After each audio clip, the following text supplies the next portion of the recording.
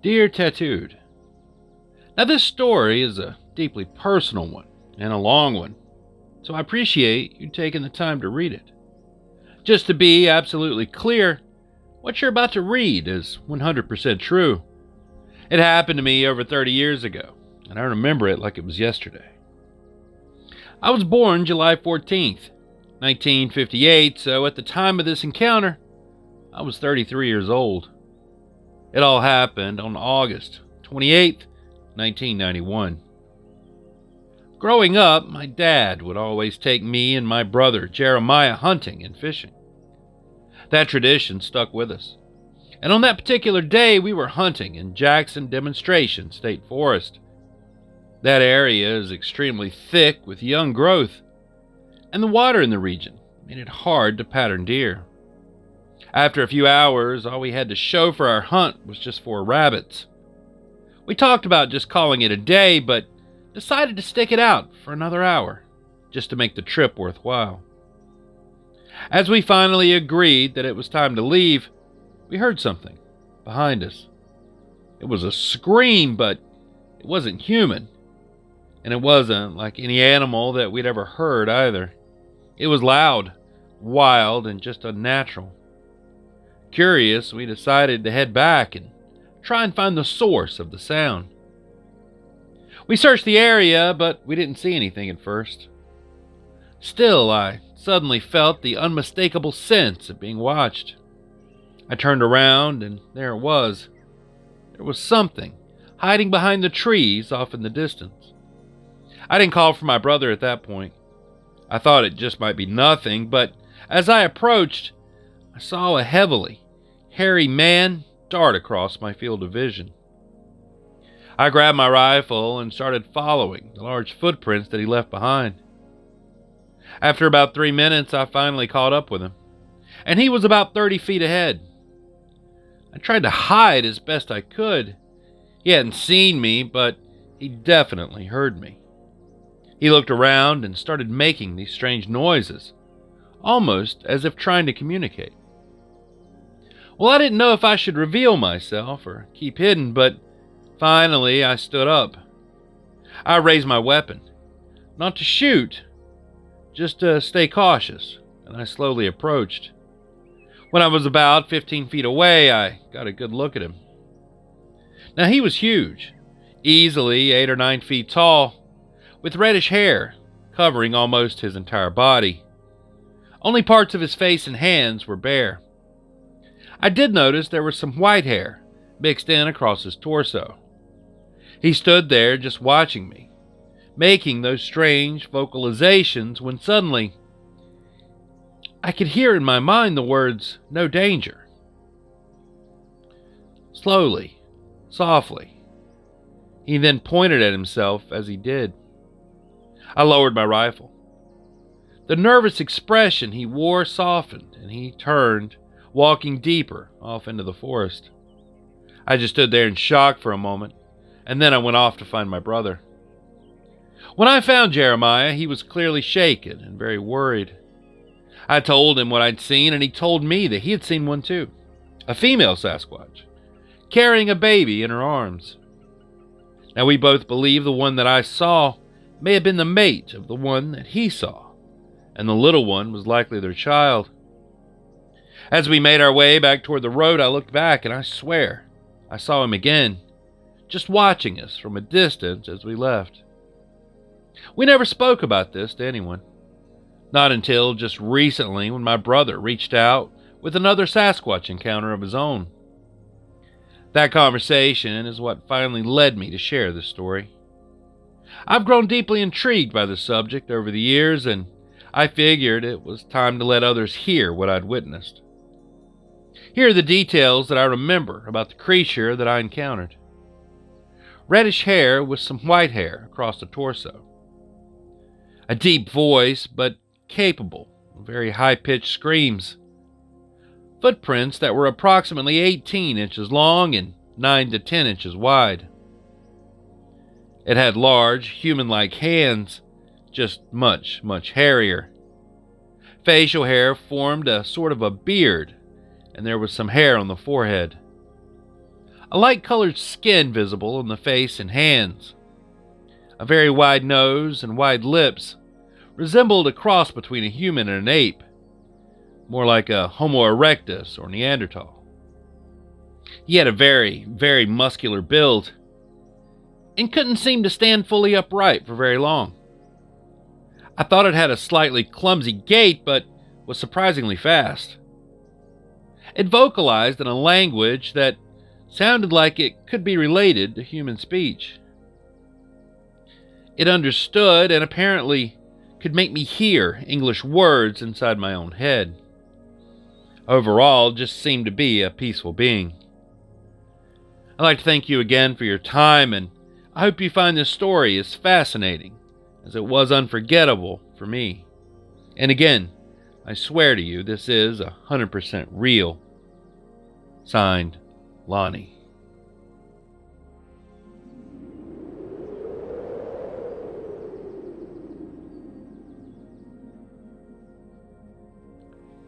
Dear Tattooed Biker, this isn't the first time that I've told this story, but it might be the most detailed account I've ever given. I'm choosing to stay anonymous for now, using a throwaway email, no name, but I promise you, everything that I'm about to tell you is the truth. It was 1998, and I was 37 years old, and had worked for the Forest Department for 12 years. That summer, a fire broke out in the Appalachian National Forest, specifically in the Bradwell Bay area, and it was raging. At one point, we weren't sure that we'd ever get it under control. That morning, I reported to the command center on Helen Guard Station Road to get my assignment. Another man and I were sent to drive out through the Bradwell Bay area, looking for animals that had made it out to the road. Many would collapse from smoke inhalation or injuries. Our job was to pick them up and take them to the vets back at command. Some could be treated, others, unfortunately, had to be put down. Well, we were heading south, doing about 45 miles per hour, probably faster than I should have been going, and I was talking to my partner, not paying close attention to my speed when suddenly, something black darted out of the woods on all fours. It ran right into the path of my driver's side tire. I hit it with both the front and back wheels of my 1995 Dodge Ram 4x4.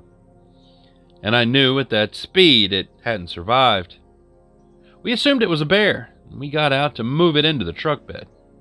But once we got a better look, we realized that this was no bear.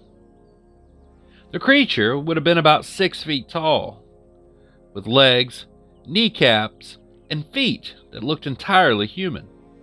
The arms hung low. One reached all the way to the knee, and the other had been flung over its head, likely from the impact. I had hit it just under the right armpit, across the shoulder blade, and over the back of the neck. This thing was covered in hair, 3 to 5 inches long on the arms, legs, and head. Now the hair on his chest, ribs, and back was much shorter. The muscle definition was simply unreal, like a prize fighter or a UFC heavyweight. When we flipped the body over, we saw that the jaw was broken from the impact, but even damaged, we could see that it had a snout, protruding like a baboon's or something you'd expect a werewolf to have. Its eyes, though, those were like ours, and it kinda resembled a chimpanzee in the face, but different, much more human. We immediately radioed the command center, and within 15 minutes, 2 FWC, Florida Fish and Wildlife Conservation officers showed up. They had never seen anything like it either. The 4 of us lifted it, and it must have weighed 300 to 400 pounds of dead weight, and loaded it into the back of their vehicle. They said that they'd figure out what it was and let us know. Soon after, we were called back to the command center to make a formal statement. We were taken to a back room there to fill out our incident reports. 10 minutes in, we were told to stop. Someone was coming in to speak with us. About 30 to 45 minutes later, 2 government officials arrived. They walked us out to my truck and asked us to show them where we had hit the animal. The truck had no real damage. I had a black steel bumper and the creature had gone under that. The undercarriage had some blood and hair, which they collected. They then asked us to ride with them and take them to the exact location of the impact. So we got in their vehicle and we drove back. They didn't say very much on the way, just a few quiet exchanges between each other. Once there, we walked them through everything that happened, and then one of the officials, the one in charge, turned to us and said, "Congratulations, fellas, you ran over a bear." And I said, "Sir, this was no bear." But he cut me off and said, "You don't understand. You ran over a bear." And he repeated it, this time with real edge. "From this moment forward, every time you talk about this, you ran over a bear." Then he got specific. He said that if I ever spoke publicly about what I really saw, I could face criminal charges. I could lose my job, my retirement. He said they'd slander me, make me look insane. I looked at my partner and we both realized that we really didn't have any choice. On the ride back, the whole thing hit me. This wasn't just a cleanup or containment. This was a cover-up, a full-blown top-down suppression. They knew what that thing was. They'd clearly seen one before, and now they had a body, and they didn't want the public to know about it. That's the reason that I'm telling this story now.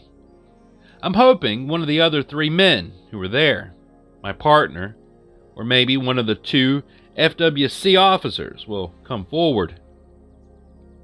It's a whole lot harder to silence 4 people than just 1. People need to know. These things are out there, and they're real. Signed, Anonymous.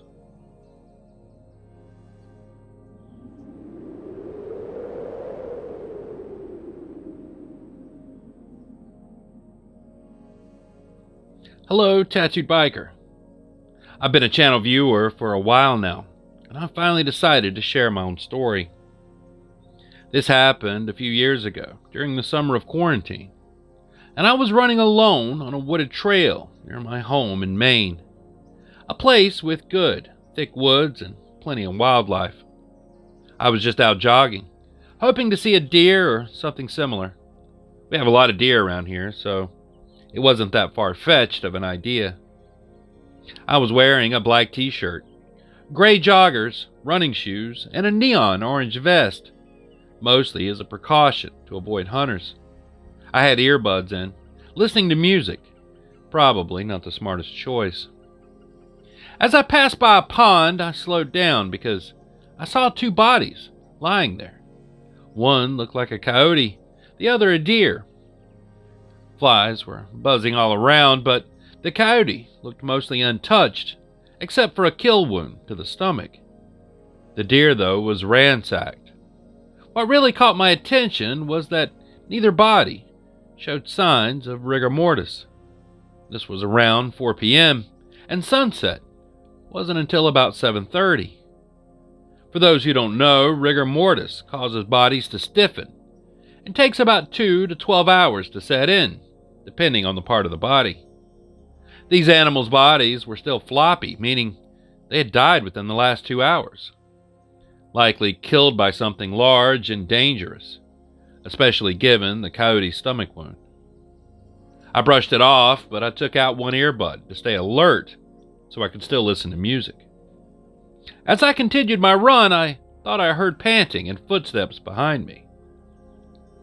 Then I realized it was just me breathing hard while running through the forest near freshly killed animals. I had picked up my pace.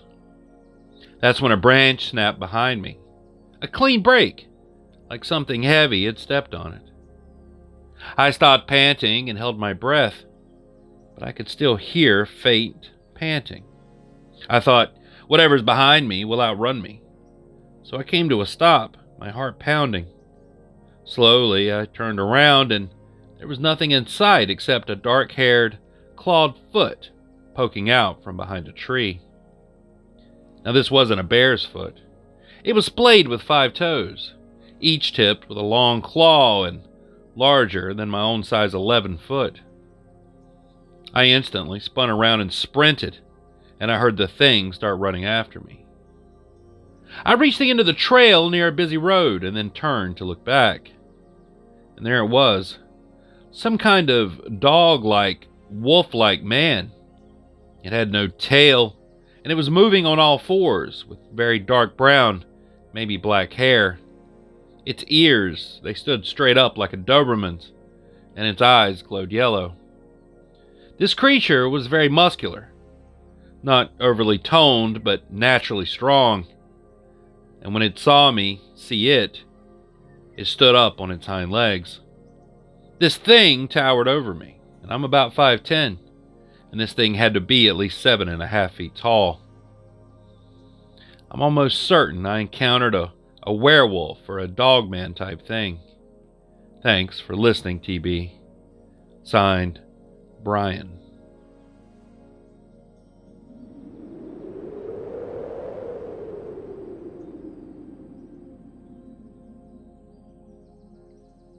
Dear Biker, this is why I don't backpack solo anymore.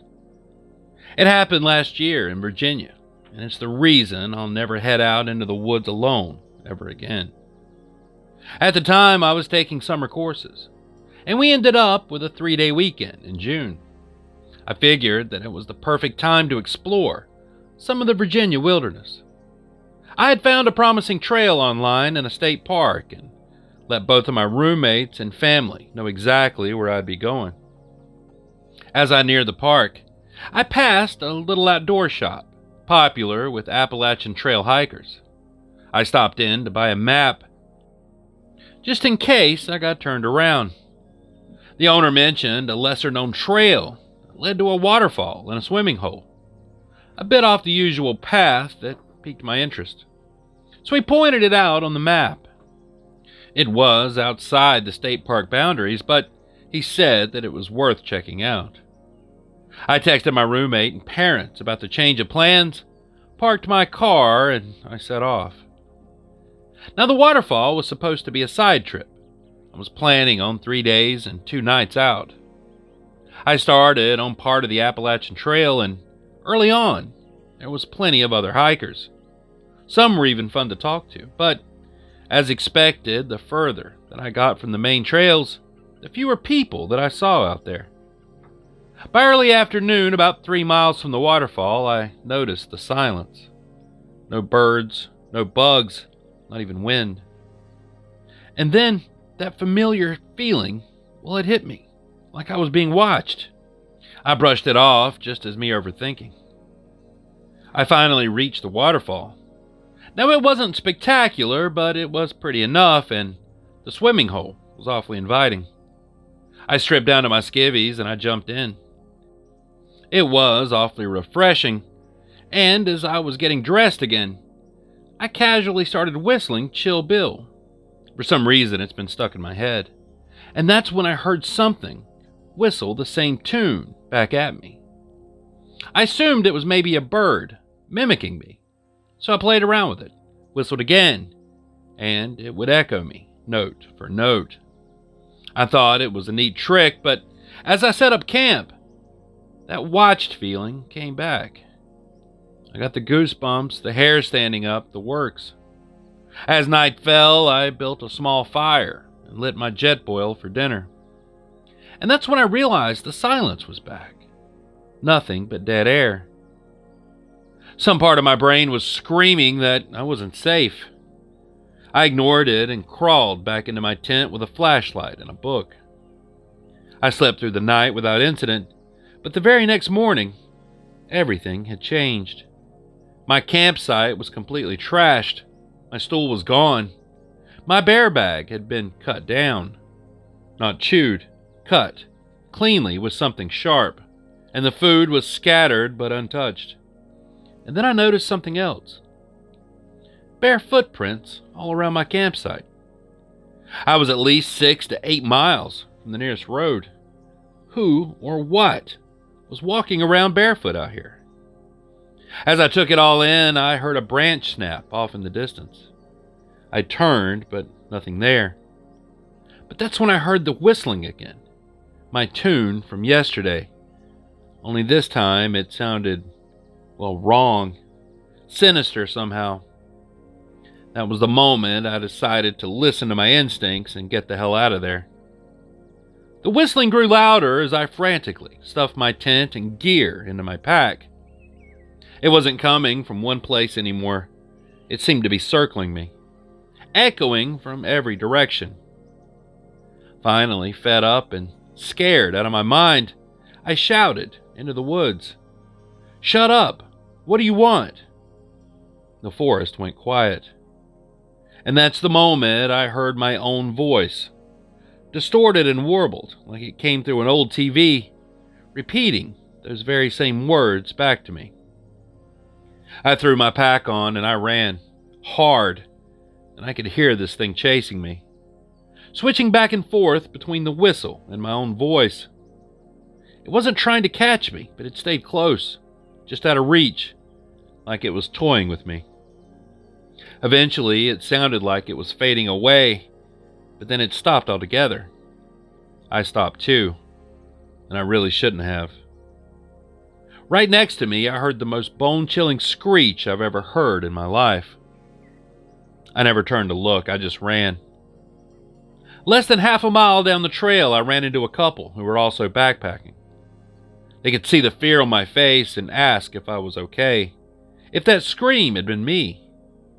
I told them what happened, and they decided not to continue down the trail I came from. We all headed to a more populated trail together.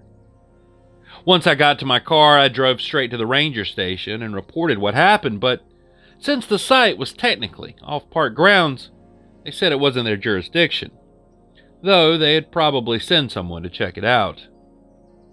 The station's parking lot sits right up against the woods. Just as I was getting into my Jeep, I heard the Chill Bill tune whistled again, coming from just beyond the tree line. I've never driven so fast in my life. When I finally got back to the apartment and told my roommate what happened, all he said was, "Bro, I'm never going camping with you." Thanks for letting me share my story. Signed, Kyle.